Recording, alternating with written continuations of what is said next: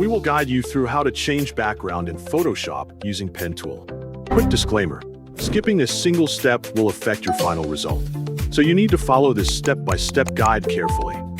If this guide helpful, don't forget to like and subscribe.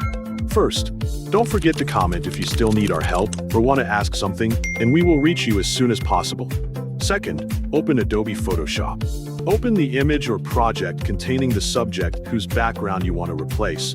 Select the Pen tool or Curvature Pen tool from the toolbar, choosing the option that feels most comfortable for tracing the subject's outline. Zoom in closely on the subject so you can clearly see its edges, curves, corners, hair, clothing, and smaller details.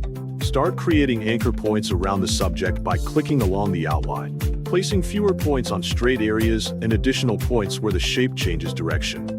Follow the edges carefully with the Pen tool, clicking and dragging when necessary to create smooth curves that match the subject naturally.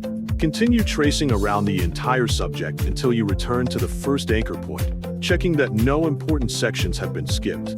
Close the path by connecting the final point to the starting point so the outline becomes one complete shape.